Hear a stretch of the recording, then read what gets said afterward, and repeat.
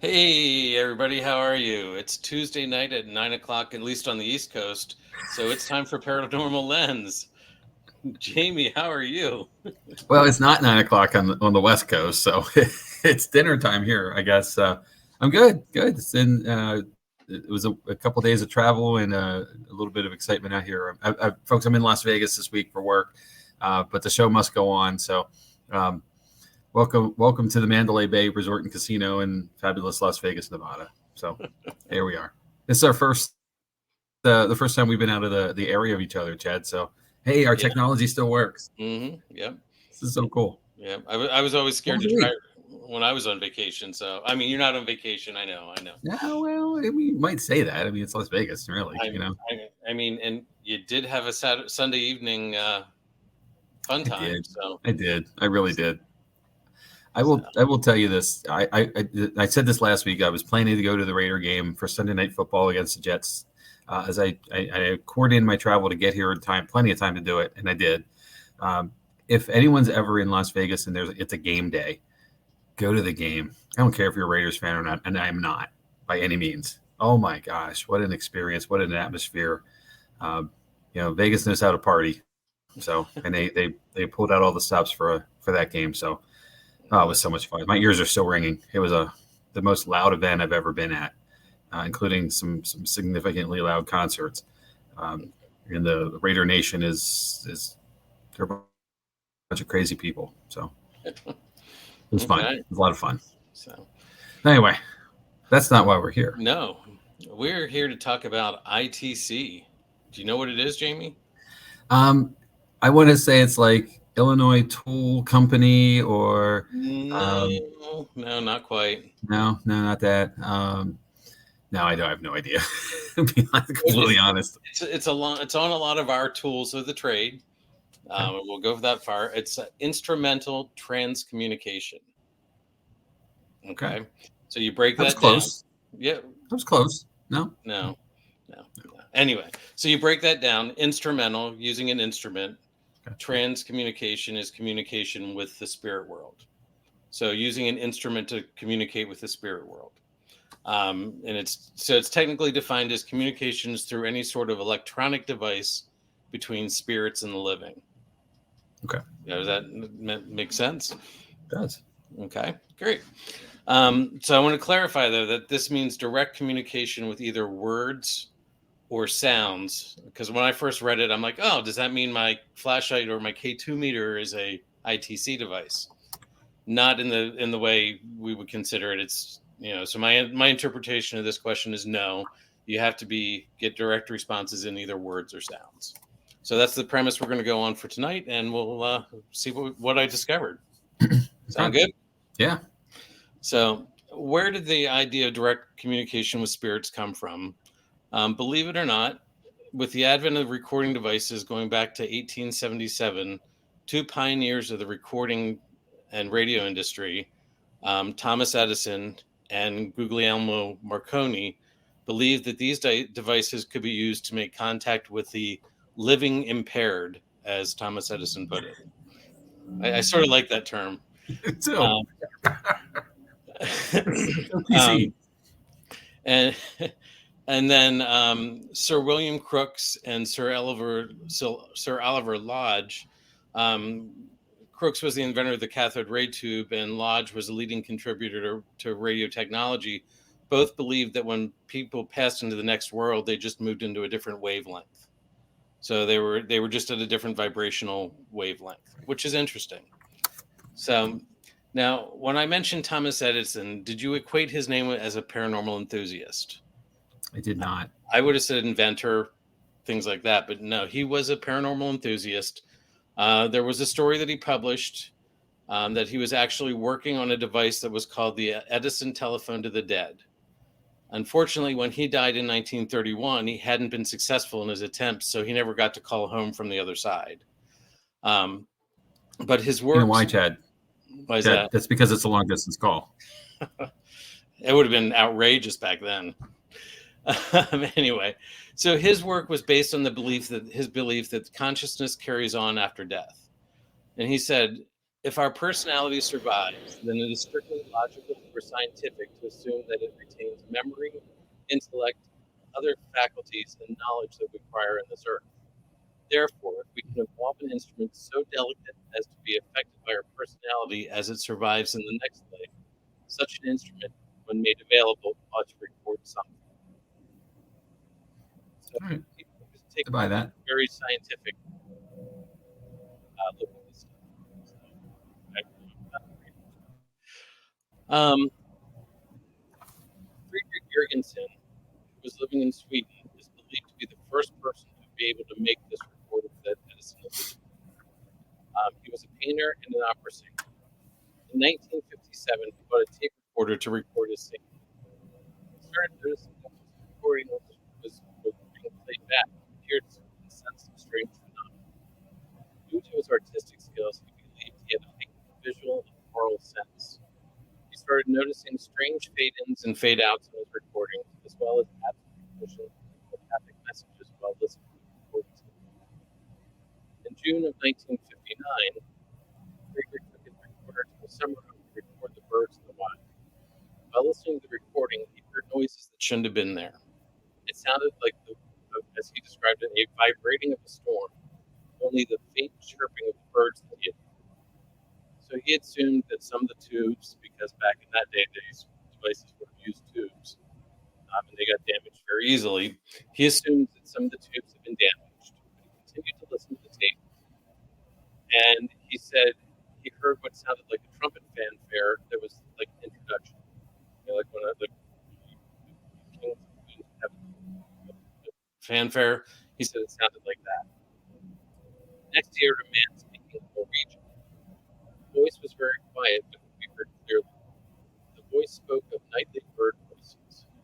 Then, as quickly as the noise had started, it stopped. He could hear the chirping of the birds that he had virtually been intending to record, as if nothing happened.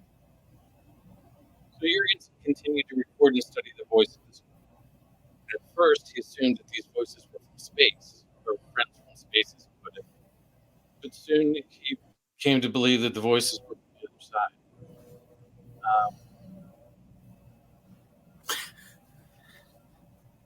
Sorry. The turning point for him was probably the day that he experienced the following. I was outside with a tape recorder recording bird songs. When I listened through the tape, a voice was heard to say, "Friedel, can you hear me? It's Mammy."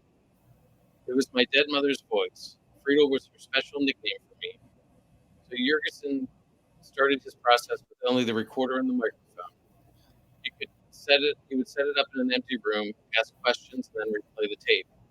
Often he would have to play the tape back at a slower speed to be able to understand the recording. He would hear voices in Swedish, German, Russian, English, and Italian. He was fluent in all these languages. In the spring of 1960, one of the voices told him to use the radio as a medium.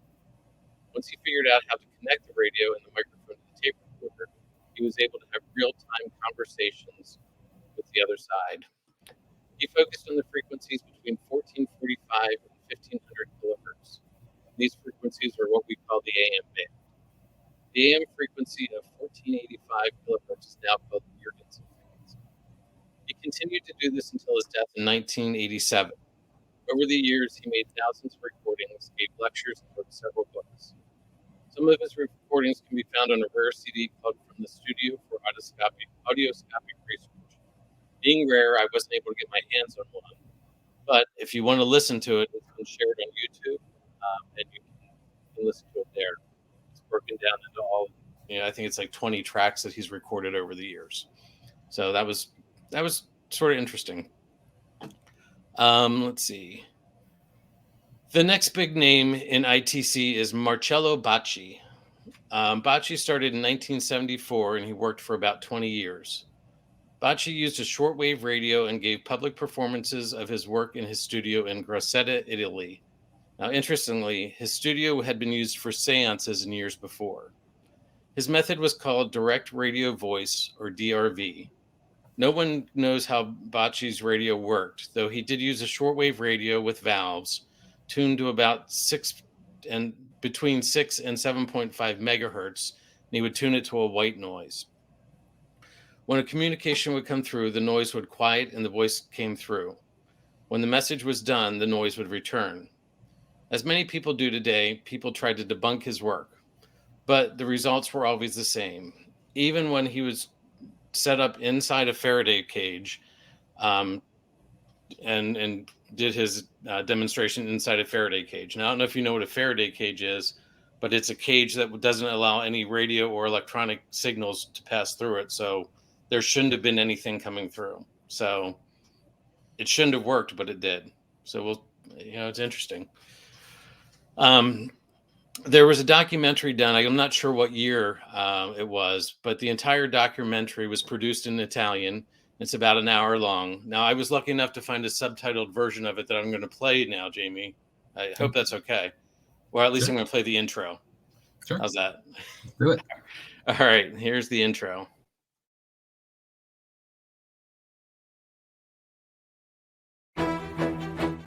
Now,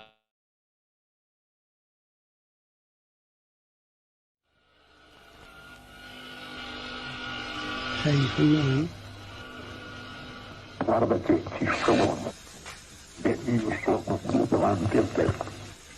Tutto qui.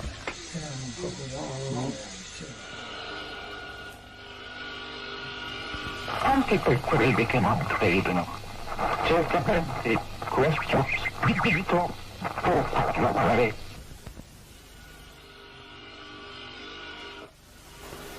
La morte è un passaggio irripetibile di verità dell'imprevisione. Si ritrova che questo cuore, le fatture, il corpo di persona meglio, c'è qualcosa.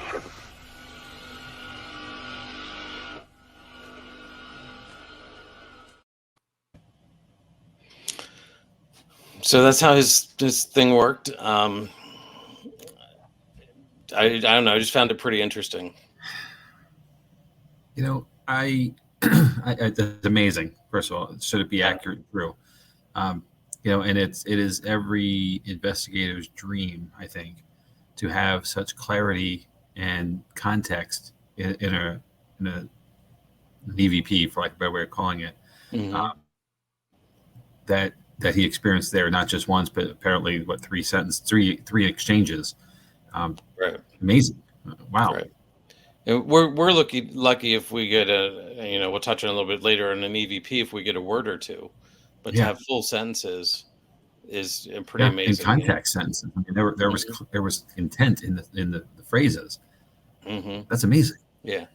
So I think you'll find some of the other stuff that we're going to talk about later really interesting then, Jamie, if that's we'll get there. So cool. Anyways, we could spend a long time talking about Bocce's work because he did do 20 years worth of it, but then we wouldn't get to talk about anything else. So let's put a pin in Bocce for now, and we'll come back to this in a bit. We're gonna jump. I want to make a joke about bocce balls here too. By the way, I'm biting my tongue now. We're gonna jump to some more modern day ITC method. Frank Sumption in 2002 developed what we have come to know as the Franks box. The Franks box has developed into what we know now as spirit boxes or ghost boxes, spirit radios, all those sorts of things. One of the most popular ones today probably would be the PSB7. The way these devices work is by quickly scanning the AM or FM radio for spectrums. It's sort of like when you have your car scanned for frequencies to find the next good station, but it never locks on. The idea is to listen for words between the static. The duration that each station can be played can be varied. Most devices can hold for 1/100th of a second up to a second. You don't want to hear what is being broadcast by radio towers, so sometimes detuning the device or using it in an area where there are no radio signals is better. So we've used this one before in investigations and I've seen people have some luck with it, some better than others. It all depends. Another method that is used with this device is something we'll call a backwards box. This is one that our friend Chris Mendez has come up with and created. This method uses what is known as a reverse pedal. It's typically used by guitarists to change the sound of a guitar. The signal is fed into a memory buffer, delayed, and then played back in reverse. The theory is nothing that comes out should be intelligible. If you hear words or phrases, something had to manipulate them so that we would be able to understand them. Like I said, Chris built this device and has used it on several of our investigations. I have a quick example of what it may sound like. This recording, and I'm not going to play the intro again. This recording was from White Hill Mansion a few weeks ago and was recorded by my friend Albert Lynch. So see what you hear, Jamie. That wasn't Chad, was it? I thought it said Chad help. Chad help. Could you hear it? I mean, it's fairly quiet. Oh, bear with me. I'm on laptop speakers, so I don't have headphones on, but there's something there for sure. Basically, when it first started, there were two syllable or two words, and listening to it in person, I said to Chris, I'm like, did that say Chad? And he was like, I think it said Chad help. And then as he was saying that again, it said help again. So I'll play it again. It's only a couple seconds, so let me just play it and see if you hear it this time.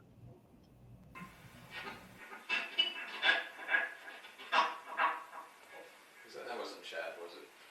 I thought it said Chad help. Chad help. So I don't know.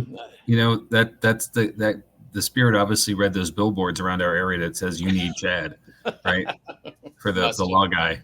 So yep. So anyway, it's just a little weird when you think you hear your name come through a device like that. Yeah, I relate to that. I had it happen to me at the Haldeman when I asked who's in the room, and clearly that's Jamie, and I get it, when names are said, most common names, like I can't imagine what it's like having a normal name, right. Because like Bill, there's a gazillion Bills in the world, but there aren't that many Jamies, or at least not usually together. And so when you hear a name like your name come out like that, it's very unique. It was quite off-putting and frankly, kind of surprising. So yeah, and it was awesome too. So. I do want to say with those devices, they're usually set up with a delay or an echo or a reverb. Yep. So that's why everything in that clip you hear twice. Yes. And that sort of helps. What's that? I was gonna say that helps, with retention to the capture, hearing it again and the echo allows you to make sure it was an actual item to capture, whether it's versus just static or something else. Right. Yep. The tool of the trade, trick of the trade. All right. So with spirit boxes, and here's some different versions out there. There are several ways to investigate with them. You can listen to them directly and ask questions and listen for responses like we did in that clip. Another method is referred to as the Estes method. In this method, it's when the radio is connected to noise-canceling headphones. The listener is put in a sensory deprivation state with a blindfold, noise-canceling headphones, and typically isolated by themselves. The person asking questions asks them in another room. When the listener hears or feels anything, they speak it out loud. The idea with this method is to remove the bias of knowing what the questions are. Yep. So that way, when you're listening, you're not thinking, oh, the answer is going to be such and such. You're just hearing things and shouting them out. So I feel this is a more legitimate way to use this method or to use this device because you're not listening for things that would fit. Yeah, I agree. I don't have an example of this that I can share, but if you're interested, I would suggest watching the Ghost Finders show from season 11, episode 3. It was recorded at the Peter Oliver House in Middleborough, Massachusetts. About 40 minutes into the episode, Steve Dills and Melody Knapp have a very successful Estes method session. Steve is asking questions and Melody is listening. The questions that Steve's asked are answered, some in English and some in French, but that's fitting because the house was colonial and there were French-speaking people in the house at that time. After they finish, Melody admits to not remembering very much about what she said. She makes it sound like she was in a trance-like state. At one point, Steve was even asked to come back, and his name was called out loud. So it's definitely an interesting 8 minutes to watch. And on shows like that, to have a solid 8 minutes of an interaction like that, it's pretty amazing. Yeah. Let's see. Jumping ahead, another modern ITC method is the voice recorder. This is basically the modern day tape recorder version of what we talked about with Jurgensen. I believe the Panasonic DR60 is the gold standard of voice recorders in our industry. If you want the one that everybody wanted. I've never had my hands on one, so I really can't tell you what's so special about it. A used unit would cost at least $1,000 today, and the price goes up from there. I believe it had something to do with the Vox circuitry that only recorded when sounds were detected. The goal with a voice recorder is to capture the elusive Class A EVP or electronic voice phenomena. This is a voice recording that you hear, the voice on the recording that you don't hear in real time. Any recorder, including the apps on a cell phone, have the ability to capture these sounds. I have had some success with this method at Boobies and other places. I do have another example from Whitehill that Albert caught. So, here's another one from Whitehill. So let me just play this and see if you can hear this one. This one's pretty quiet too, so you may want to turn your volume up, but see what you hear. Okay. Can you maybe turn the regular color back again for us, please? Can you set it back to purple? Can you set it back to purple?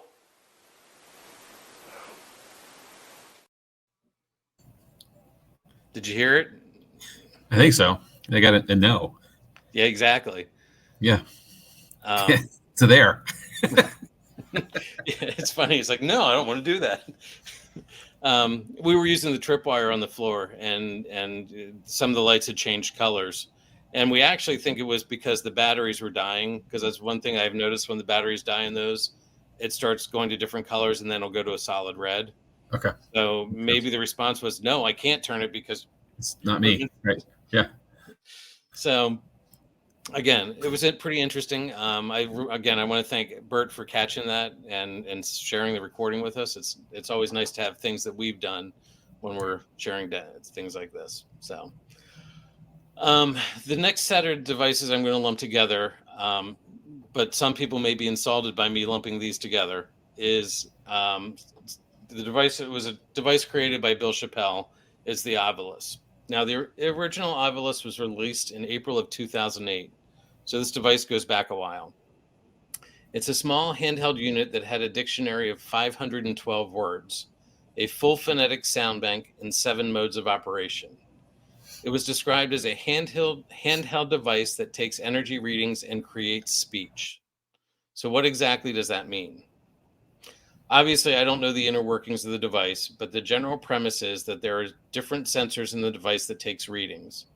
These readings are processed and turned into a numerical value. The numerical values are then matched to a pre-existing sound bank, and voila, you have spirit communication. So, all these numbers are pre-mapped. So if the change is, 4, it goes to word 4 and pulls that up in a very simplified version. So, an algorithm. What's that? It's an algorithm. Right. So I didn't know that much about these when I started looking into it, but it's actually a pretty simple way of doing it. The Ovilus has had several models released, and there's a lot of copycat devices out there too. Being in this field, it's really hard to patent something because you have to prove that it works. And how do you prove that you're communicating with the spirit? It goes back to the Ouija board. How do you get that? How did they get that patented and copyrighted? So anyway, the latest device in the Ovilus series is the Ovilus 5. It's actually a Wi-Fi capable device now. So you can have the Ovilus, and then you can have an app on your phone that's repeating what this is doing as well, is my understanding. The product guide states this. The Ovilus 5 is designed to supply you with many different ways to experiment. Dictionary, draw, true, false, and phonetic modes are all designed for ITC research. Proximity mode and energy mode detect energy. Motion modes detect vibration. All three are designed for viewing and understanding changes in the environment the Ovilus 5 detects. Now, I said earlier that I would lump a bunch of these devices together into this category. Most spirit talking devices, computer programs, and phone apps work on the same premise. They measure data, they convert it to a number, and then compare that number to a pre-mapped word bank or dictionary to give you the word. Now, to be clear, I'm not trying to discredit this in any way. Depending on what you believe, the idea of shared knowledge and consciousness could explain how spirits could know how to change the settings to create the word that they want. So, you and I have seen it work. I mean, so I'm going to go to a screenshot of this application. This is Spirit Talker. This is one that we've actually been experimenting with a little bit on our team. If you go into the settings tab, it will actually, and when it's loading, it shows you what it's checking. But if you go into the settings tab, it shows you what devices it's reading and what the readings are on that sensor at the time. It's hard to read, but if anybody has it, just open it up, go to settings, and you can see what it's doing. It's looking at the gyroscope, a couple other things. Now, something that I find interesting is my compass never calibrates. It always says calibration error, but the app still works. So apparently it's not based on all the sensors. I'm not sure. Let's see. Jumping ahead, another program that's out there is called Phasmabox. Now, Jamie, we've used this at the brewery quite a bit. Yep. This is where the device we were using that heard my name come through at the Haldeman was okay. Okay. My understanding, this one's Phasmabox Odium by Extreme Software. Now, what I gather is there's a built-in sound bank that the software sweeps through, and something causes it to trigger that sound to play. There's a switch that allows you to go forward or reverse through the banks. There's also a switch that if you're hooked up to internet, it can add an IP radio sweep as well. So I'm not sure what that would gain you, but that's an option. So along with the radio side of the software, there's an Ovilus type display and a photo display. Now, one thing that I find interesting is this software advertises that it will not work on a Mac computer. It's only a Windows PC computer. But I run it on my Mac under a Windows shell, and it seems to work fine. So I'm not sure why it's saying Mac or PC only. The fact that it's using built-in sound banks and that it came up with your name, pretty interesting. And I know there's a lot of confusion. Some people think that this is actually scanning radio frequencies. It is not. I want to be clear about that. Most computers don't have a radio receiver built into them. Exactly. Same with phones. At one point, cell phones did have the capability of a radio receiver, but that was never activated in most phones. And now they've actually done away with that. So phones do not sweep radio frequencies listening for ghost sounds. It's just, like I said, it's a bank in there.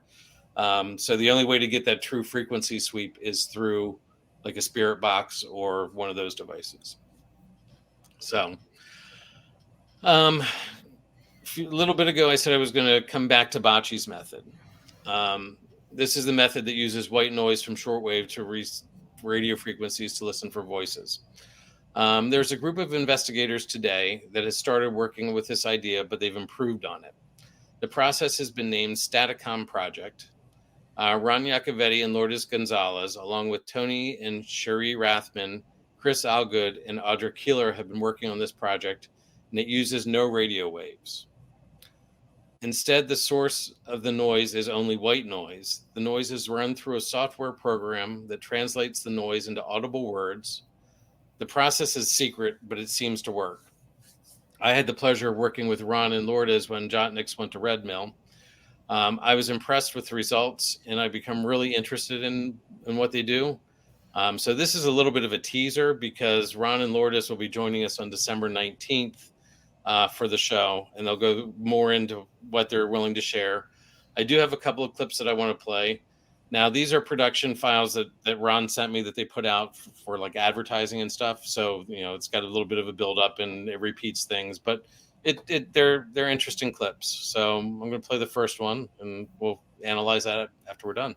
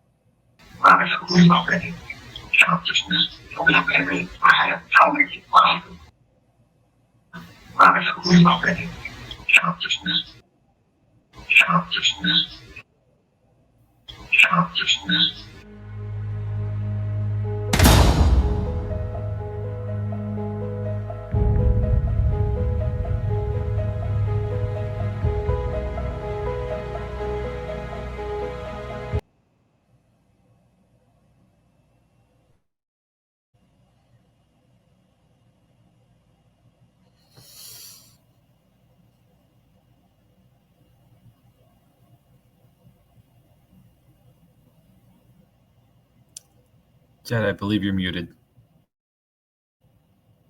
I thought I unmuted myself, but I didn't. There you are.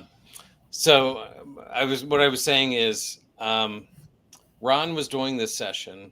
Ron lives in New Jersey. Tony lives on the West Coast. So at one point it referenced, "I am Tony's friend." Right. So I just find, it's really interesting. I don't know. What are your thoughts? Man, I have a lot, and not understanding the design and of the equipment is part of this. And I think, for most of us, that's kind of the challenge, right? Mm-hmm. But the output, is clear and Right. and it's compelling that something actually happened there. And we're seeing a mashup, right? So I don't know where this obviously didn't come through like before, phrase are all in a row. Right. But as any content capture, anytime you get anything that's clear like that, you have to take it seriously. Mm-hmm. So I believe there's something there that's applicable for us. Mm-hmm. And I'd like to be able to figure out how we could use it more regularly, for all Right. of us as an opportunity. Mm-hmm. So I'd like to know more. Yeah. I'm going to play another clip. This is about the same length. Sometimes apparently the spirits like to swear a little bit. So I'm just going to let it roll, and then we can talk about it after we're done. Yes. Maybe.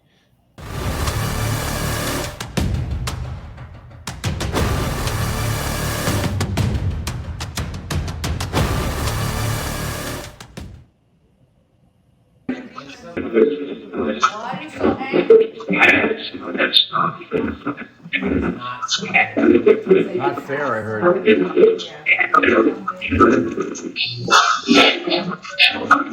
what we're doing. Well, is it easier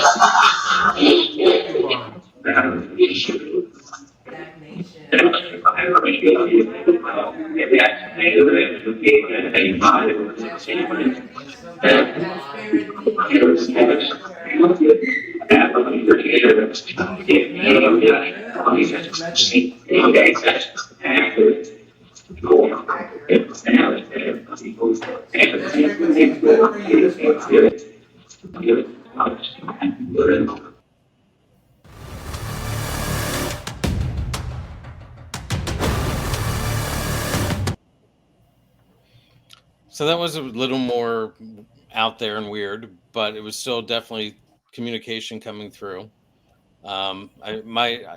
Just watching it, I felt like the spirits had lived there and they weren't happy with maybe who was there now. Yep.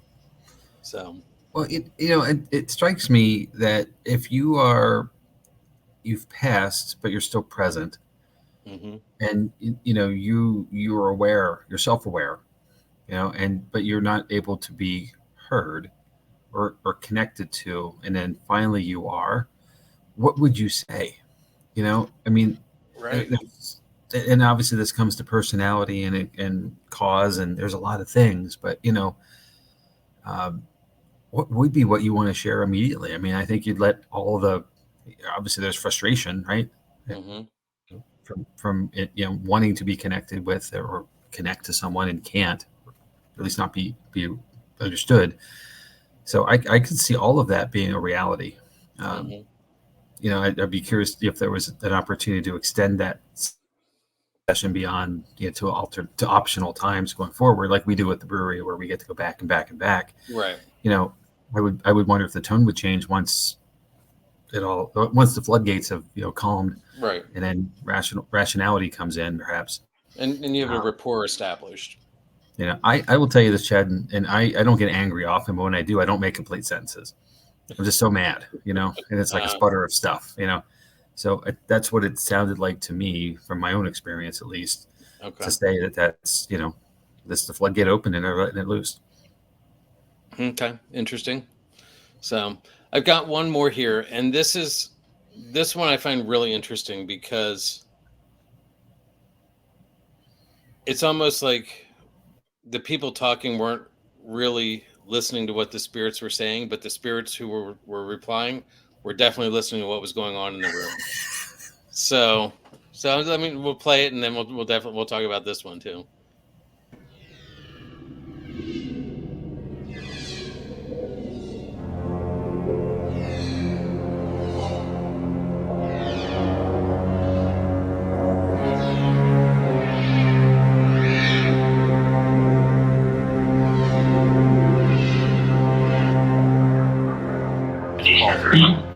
I care about energy that has the ability to influence your dream state, has the ability to influence you as a person, who has...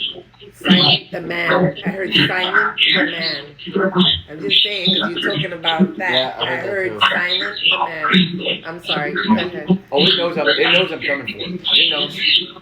It knows. Don't. That's why this stuff I'm wearing has all been blessed.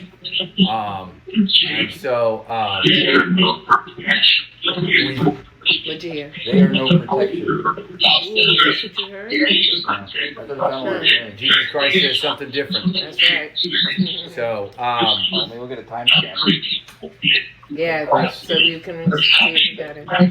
But yeah, I hear you. That one's at 37 minutes. Yeah. This one stopped recording because of the card's full. I have to empty the card in this one. So, we've already been into one house in which an incubus attacked a woman. That's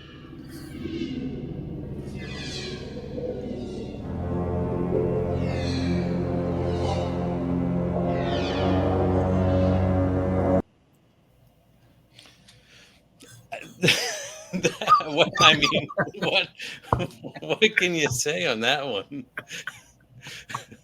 Like, they check the equipment, but then even the next one was, said it attacked her or whatever, and then it's like, well, if that happens, leave. Yeah, duh. I mean, oh my gosh. So I am really looking forward to talking to Ron and Lourdes, and I hope they're in the area somewhere at some point, because I definitely want to get back with them. We've talked. Sorry, Amanda's saying sarcastic ghosts. I really want to spend some time with them and talk to them and find out what we can about their thing. So yeah. So after the credits of this show, I'm going to run a trailer for them for their Staticom project. They have a 3-part series on Paraflix that I've watched. It's definitely worth checking out. I think Paraflix is like $40 a year, so it's it's there's a lot of good content there too. Yeah. So anyway, I'll run that trailer at the end. Jamie, that's pretty much what I've got right now. But what are your thoughts on this stuff? Well, I just want to be clear. Sarcastic ghosts are my kind of ghosts too. So but the reality is that we don't know who is on the other side when we're out doing an investigation, or even I hate to say this because it's going to freak some people out of my house at least, but in everyday life, just walking through things as we're doing our stuff, we don't know what else is around us. And if there is a legitimate, trustable way of communicating or capturing communication, maybe not even, the call and response part we always expect, the direct response, even if we're able to successfully and accurately capture things in our environment that we're not aware of happening, I'm all in, and there's something that's there that's trying to connect, and these clips prove that. And I think even early on with Bachi and some others, that it's clear. It's been going on for a long time. People have been dying forever, right? So Right. I would be very curious to explore more opportunities in engagement ways. And ITC obviously is a large category of opportunity because of the various means and methods. But if there's a way to do this, I think we should, as a field, we should take it seriously. Mm-hmm. And I know a lot of times people are like, well, I didn't hear that, I heard this, so there's interpretation, right? Mm-hmm. But in the whole of it, there's still something there that's intelligible, Right. So if I hear a word and you hear another word, I get that. And I'm never going to argue somebody saying I definitely heard this instead. But the fact is we captured something and it's legit. Right. We were able to figure out what something was. Right. And whether we all want Class A, right? Right. We want clear, solid sounds and sentences that give us something concrete that we all agree upon. But the reality is, B's and C's exist more often than not, and Right. So the lesser qualities and those are right. Well, there's something, but I'm not sure what it is. Right. So and I think what's important is we take the time, and we're all busy.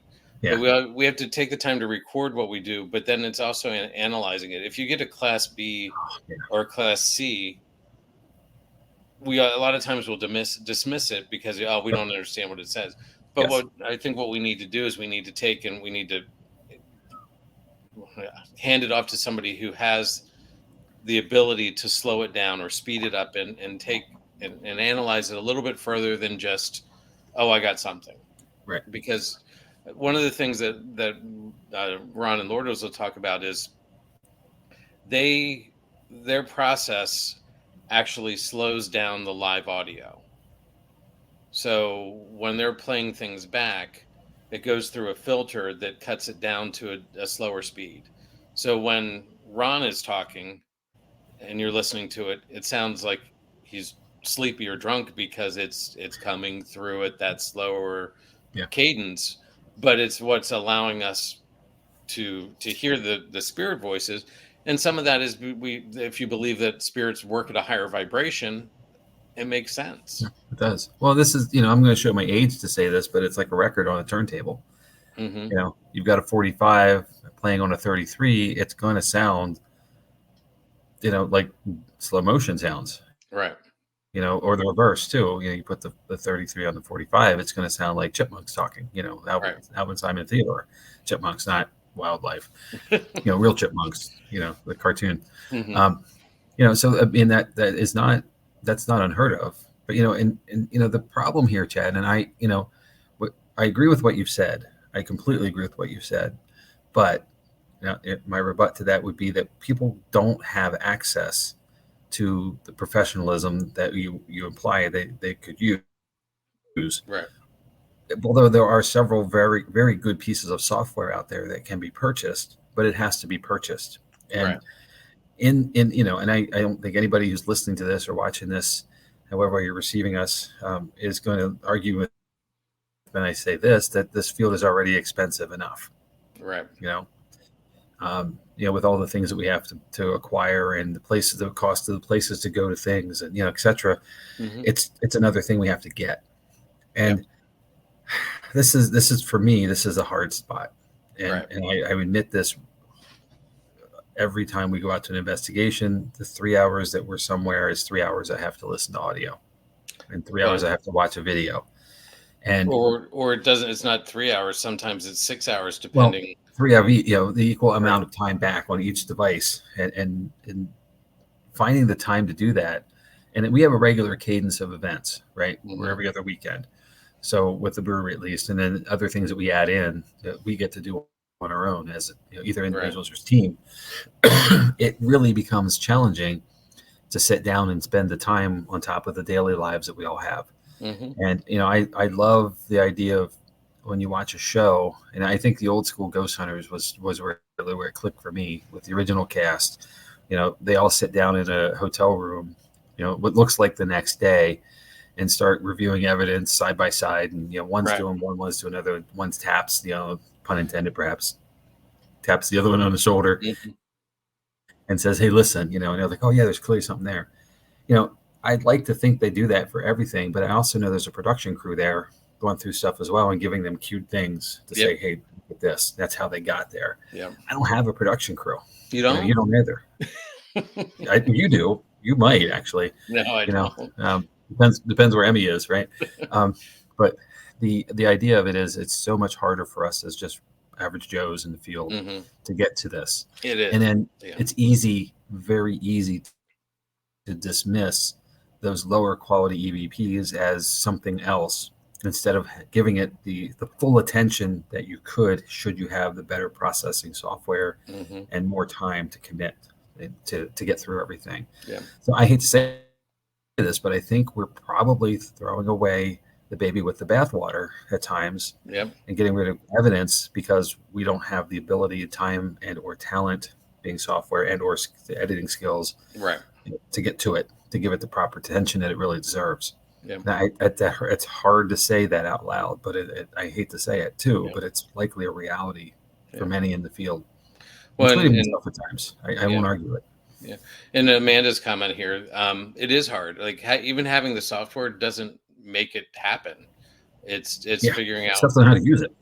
It's figuring out how to use it, what filters to apply when, because it's not always the same. It's like it's almost like a scientific process. I mean, people would flip out if I said that about ghost hunting, but it's like a scientific process where you put it through one set of filters and that doesn't work. Okay, then you put it through the next set of filters, and does that give you something different? And then you put it through the next set of filters, and you keep trying until you find something that works. Yeah. So yeah, it's expensive, it's time consuming, none of us have all that. So, and yeah, a lot of the filters actually get rid of the EVP. So there's ways around that, Amanda. We'll have to get together some point and play, but there's ways to get around that. So it's figuring out which frequencies you want to listen to and which frequencies you want to get rid of. Yeah. And again, trial and error though to get there. Mm-hmm. And again, the last part to that then is time. The time it takes to run all those filters, because you're already spending the time to get to the point where you have it, something worthy of filtering. Then to walk through the processes of all the filtration issues that you could go through, the systems you could go through to get to a better quality, it's even more time. So you're expending and expending and expending, and it is an effort of diminishing returns in most cases, because honestly, you may not have anything anyway. At least nothing that is quantifiably what we would call good to hear. I mean, and that's what excites me about what Ron and Lourdes are doing, because that is real time. Like they've got they've got it set up, and it's like you play, or you're talking real time, and you're hearing it back real time, and it's really exciting. Like I said, I want to work with them some more. Hopefully they get to a point where they can have something that's locked up that they feel safe to share. And I almost feel like they want it perfect before they start sharing it. And it's, but will you ever get to perfect? So, and Amanda, perfectly relative though, to the person that plays. So Amanda was talking about uploading files. You got to upload them, and then there's sometimes converting them. Like it's a process. So it is. You need a sound engineer on call. Mm-hmm. It just doesn't happen. So that's our next business venture, Chad. That's it. We're doing it. You're doing it. I'm gonna bill people for it. Hey, that works. I hate that part of it. So, we got to win the lottery to get there, though, Jamie. I know. Did you get a ticket? No, I thought you were doing it. Shit. I'm in Vegas, man. I'm gonna play a slot machine. Let's go figure it out. So, I'll be back in half an hour. So, So anyway, what are your thoughts on some of the other things, though, Jamie? Because we talked about the recording stuff. What about the talking, the word devices? What are you? Well, that's a great question. So, I've been leery all along because I don't know how they work, right?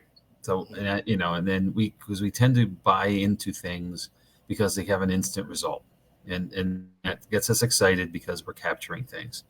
But I really don't. I don't feel comfortable with something until I understand how it works completely, and I'm not tech savvy. So I struggle with some of this to begin with, and this is where I wish Tim was here because he makes Tim Bergen makes things. Mm-hmm. He has a way and a gracious way of making things make sense, at least for me. And I've asked lots and lots of questions about lots of our equipment through the last year or so, 2 years even. And this is one of those things. Now I have the Spirit Talker app, and you're right, we've been testing it. And as we've been grouped together the last couple of times, Kirsten and I, we've had really interesting hits of sentence fragments or sentences that are in context to the conversation we're having. So that excites me because it seems to make something intelligible. Mm-hmm. Although I'm not, because I can't say that word. But with that, it is a bank. I know that, and I know that certain words now are repetitive after we've used it for 3 or 4 weeks, that are repetitive, but now not quite in context. So it makes me wonder. And right. Going to, we all have voice recorders. I do not have the Panasonic super nice model either. Go figure. But even the $30 Best Buy purchase, of some brand, you will get there. Mm-hmm. The challenge, of course, is always having it in the right place. I tend to set a recorder down and leave it in a place where I put it, even though I may leave a space. And then, because certainly things can happen when you're not there, right? Right. They happen all the time. So, and of course, tagging your equipment, as you're using it, so you know where you are, when you are, that way. So when you do go back and you get backlogged, I've gotten to the point where my recorder is so full that I can't record anymore. Yep. And at that point, I'm kind of stuck. Mm-hmm. Because I don't want to erase it, because I want to get back to review that evidence, but I can't obviously use it anymore either. So then I go without for that session or that time. So that's my own fault, mm-hmm. Kind of thing. But even the cheapy, I'd say I have a cheap one, but the cheaper ones, I'm not spending $1,000 on a used Panasonic. Once again, another cost. Right. I think we can all configure how to use that device, and most of them, of course, you can easily plug it into your device at home, your computer, whatever it is, a desktop, a laptop, and just simply listen to it through the standard audio package that you have. I have a wonder, going back to, I believe it was Bocce, using the radio, the tubed radio, mm-hmm. Which they do not exist anymore, right? Right. I'm wondering if there was something about that was different than what we are working under now with advanced technology, because that's ancient history to us now. Mm-hmm. Tube TV is the same thing. Everybody's got a flat screen on a wall. That was unheard of. And growing up, I was the remote control in my house. Yep. Because we didn't have a remote control even. We had to get up and turn a dial, or adjust the antennas because the frequency wasn't coming in right. So I'm wondering if there was something there that is not available to us anymore because we advanced beyond it. Possibly. The capture, it's curious at least. And I don't have enough to go to say I'm probably talking about, but it makes me wonder though, because we moved so far so fast in my lifetime. We've gone so far. I can only imagine what it's going to be another 15, 20 years from now. Right. Are we losing something in this spectrum? It's a good question. What do you think? You've done a lot of homework here. So, I mean, like I said, throughout the thing, like the word devices, I'm not discrediting them. I mean, now that I understand it's a sensor giving a reading, tying it to a word. There could, that could be being manipulated through an understanding. I don't know. It's just, again, I find it really interesting that we've had so many things that seem to fit. Yeah. And with the iPhone, I know you can look and see what devices are using your microphone. So that's one of the things that I check for is this app using my microphone to pick up the words that I'm saying to try to piece together, and it's not. The ones that I've been using have not been using the microphone, which makes me feel a little better. Better, right. I mean, EVPs, the EVP recorder. Had to throw it out there, Jamie. You knew I would. I've had some interesting things, and what's really interesting is I've had some more interesting things when the device was sitting by itself and we weren't doing a session. Yep. I agree. I totally agree with that, and that's why I prefer it sometimes. Right. And sometimes, even sometimes when you're like, walking to and from a session, everybody turns it off.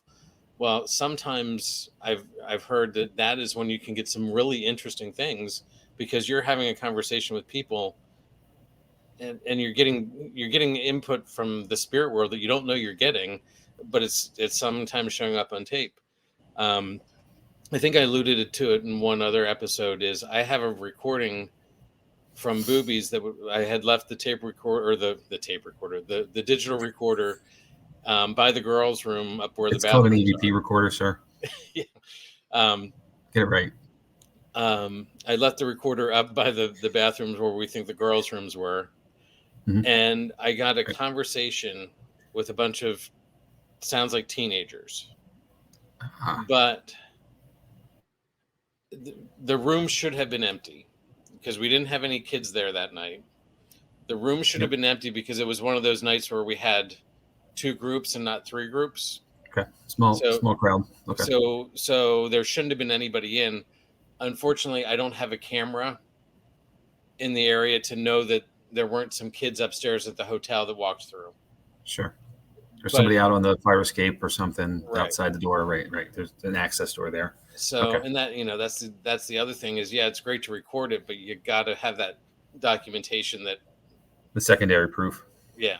So, but it was clear as day. It was, and it sounded like people walking up to the recorder and then walking away. It was that Doppler effect where, so again, where it was, it doesn't make sense with the layout of the room now.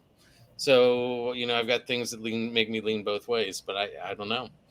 I definitely think, this is a way of communicating.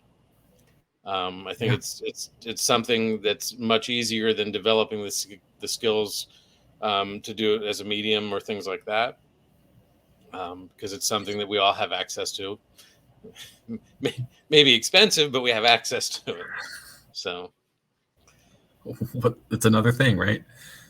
Put it on my bill. So yeah. Well, I want to ask you a question quick then. Mm-hmm. So I'm going to say in the spirit, that's so tacky, in the direction of working an EVP session. So you've got a recorder down on something, you're doing call and response, and we consider a burst session then. So you record for a moment, minute, 2, 3, whatever the predetermined time is. You stop at that point, you rewind and listen to what was recorded to see if there was clear evidence capture. Mm-hmm. What is your thought there as a tool to, should a good capture be found, to continue the conversation or engage somehow? We do these things, don't get me wrong. So it's not like it's an unheard of thing, but we don't do them all that often, maybe as often as we could or should. But, I was reviewing something, I was watching something the other day, and, they were just doing these every couple minutes, they were just doing bursts. And, I'm asking you a question, but I'm going to answer my own question because I have to for myself. But I appreciate the idea, but I don't know if I appreciate the practice, because it does 2 things. One is it gives you that window, right, which is good. But then it gives you the downtime of the need to rewind it and then listen through it again. And then if you think you have something, and then you have to listen to it 2, 3 times, you probably, and again, you're just doing this in real time. So you're not able to jazz it up any, should you have something faint. And then you may have lost the momentum that you've had, and I'm not knocking it by saying it that way, but it is, then you want to pick up upon Mhm. whatever you may clearly have captured, but by that point, the moment's passed. Right. So I think it's great for evidence finding, but I don't think it's good for conversation engagement Right. because of that. Right. I Just agree one of with your you. thoughts, maybe. I agree with you. Burst sessions are always hard. I think they should be done. But I also think while you're doing a burst session, you should be running another recorder. Fair. Okay. So if in that way, and that's like when we were at White Hill last time, Chris did several burst sessions, and I let my recorder run, and then I have to go back and listen. There's some things that happened while he was playing back his stuff that I'm questioning as to what was that a sound from his recorder? Was that a sound from something else? And it's coming through it. So Got it. Okay. but I think that's the way to do it. Is yes, burst sessions are good, but you should always run a recorder under your burst reply. Does that make sense? Yep. And as it goes with our sessions, there usually are two of us. I don't know. We all have the same amount of equipment at times, because some of us only have flashlights. David or me, but the flashlight's a great tool. Mm-hmm. I'm not knocking it. It's not ITC though. It is not. It is old school. It's pre-ITC. But what is technically right? I mean, it's an instrument, right? It is, but you're not getting, you're not getting words or Well, you're communicating, and it's transmitting across things. So yeah, I won't argue too hard. I won't argue that one too hard, but I will put an argument against for it. And I put up Heather's comments that she was definitely getting stuff walking between sessions, and she got her Kira's name when they were moving from one location to another. So, and we all know how Tim feels about flashlights. Oh my gosh, yeah, that's a sore subject. Yeah, I appreciate him for it. Yep. He's a smart man. He is. He is. Yes. We have great respect for Tim, and one of these nights we're going to get Tim on here, and he can. Oh, I can't wait for that. Yeah, we got to book that one. Actually, we had it scheduled back in the day, and I don't remember what it was, but something came up. He had to go to Florida. That was travel, and then there was a slip of time, and here we are. So anyway, we'll get him on. Yeah, we can't say is ITC paranormal or not, but you believe in it, Jamie? You have faith in it? I have some faith in it. Again, I have more faith in the things that I can understand and explain to others, because inevitably, Chad, somebody's as a guest with us, and a device is activated and engaging, and something comes across, and they want to know how it worked, right? And that's the first question whether we ask it out loud or not, like, how'd that happen? Right. And without the knowledge to be able to explain, I don't feel comfortable saying the product works 100% or it's 100% accurate. I just don't, because there could be variables, and that's my only rub here. It really is. Otherwise, I think we have methods and means that are helpful to us in the field, and what we all want are answers, right? We want answers to whom we may be dealing with, what we may be dealing with, how they got to where they are. There's so many more questions than answers, and if we can start to find ways to get answers, I'm all for it. I think it's great. So, yeah, I mean, I think it's a tool we got to keep using and keep leaning on and keep learning more about. So, well, but they're also steady Eddie industry standard tools. A voice recorder is in everybody's toolbox, right? Most of us have access to a device that fits under. We all have cell phones, so therefore we can have apps, and most are free, some are not. The Phasma box is a download thing, so there's a cost to it. But once you buy it, you have license for several devices, so you can get it, you can split the cost among a team.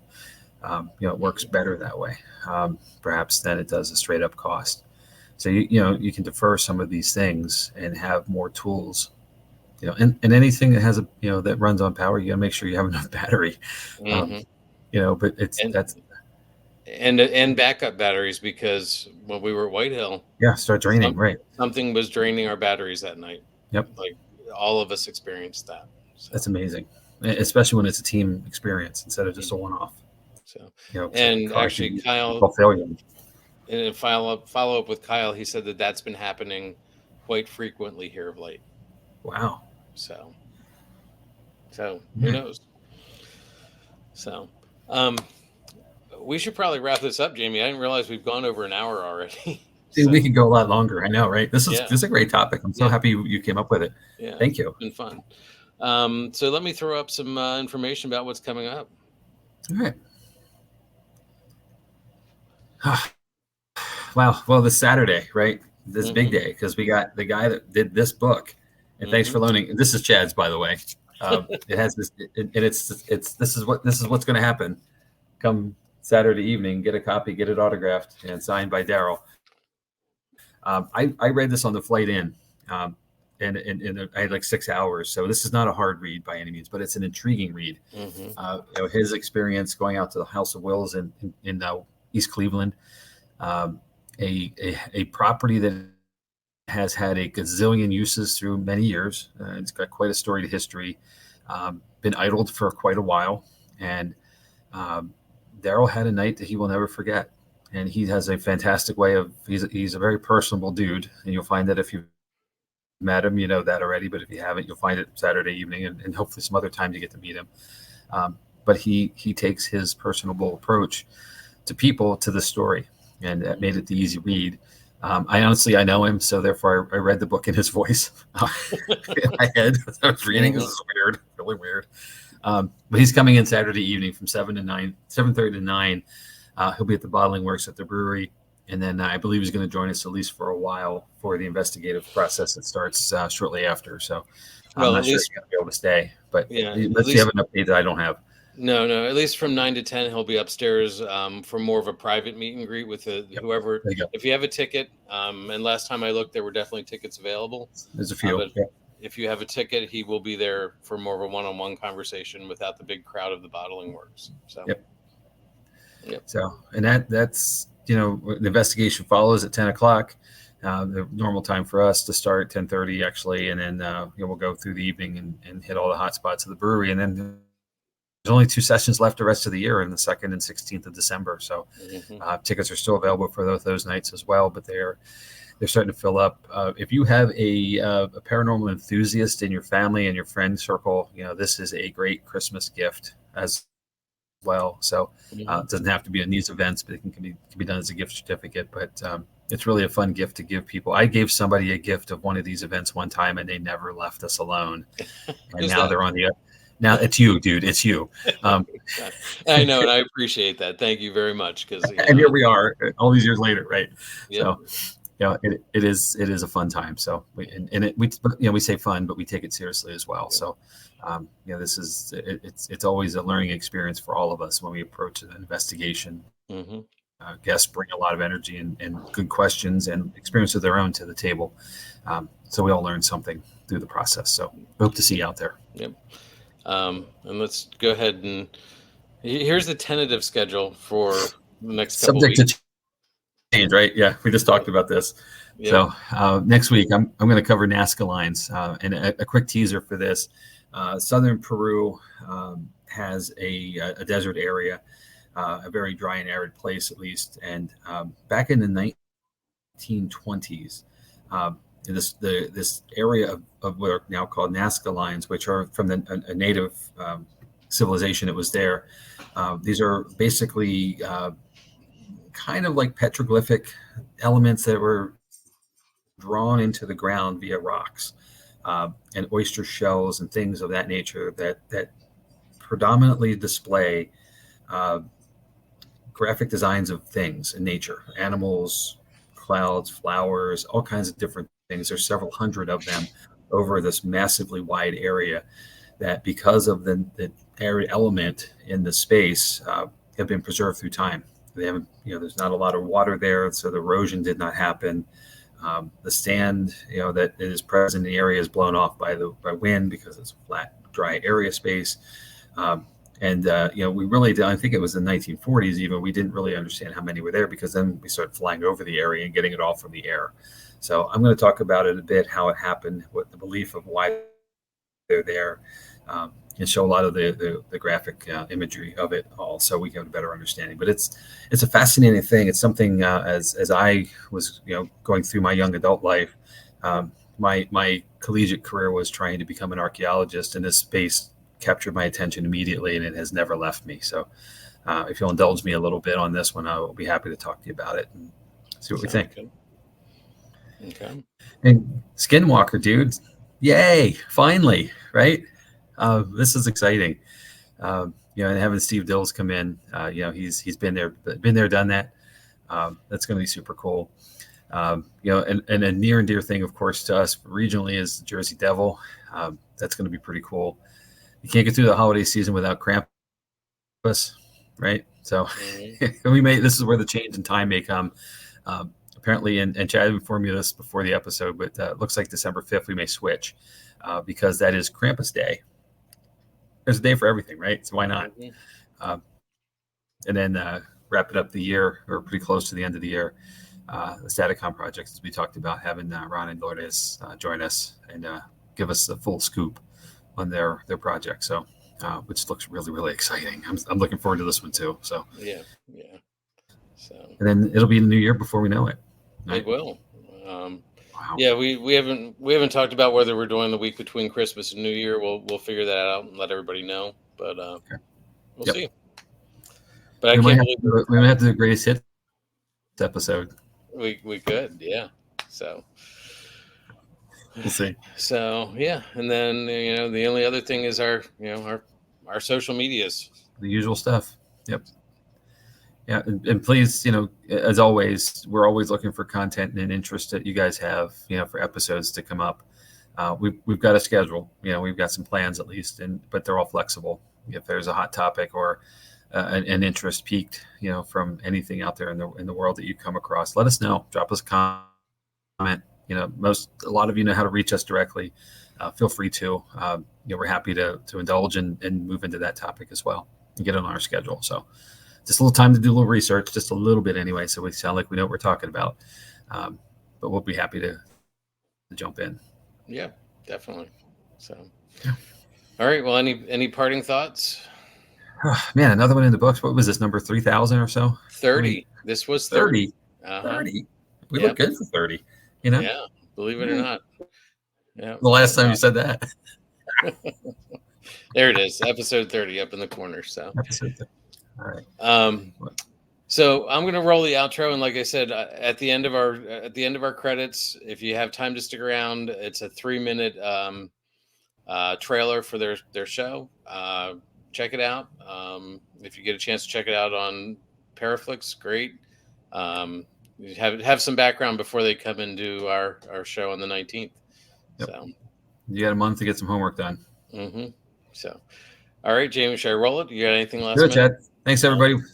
See you next time. Yep, here we go.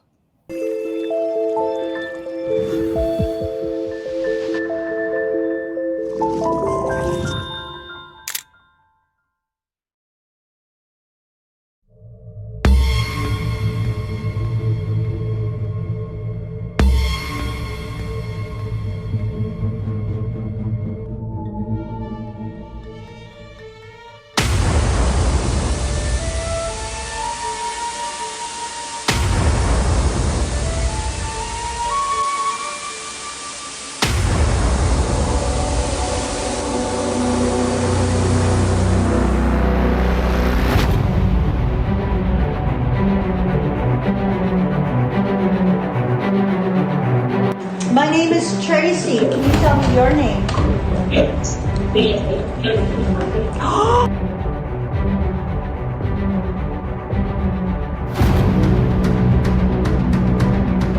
Something new that I haven't seen ever in the paranormal world. There's nothing about this on TV or anything, so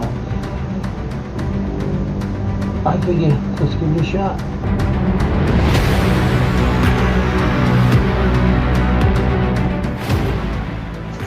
Ma, if you're here, if you have cookie with you, can a cookie box for me? What?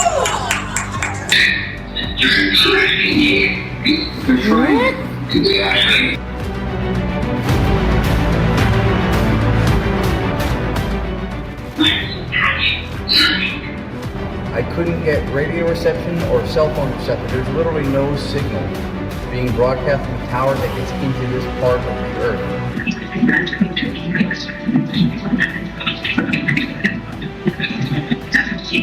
Bachi. That was clear.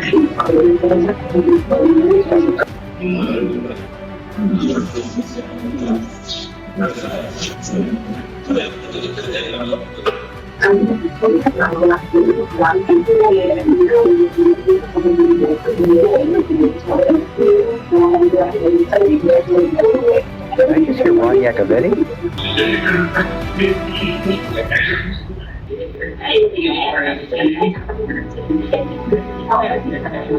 Can you say Edgewater if you know who I am?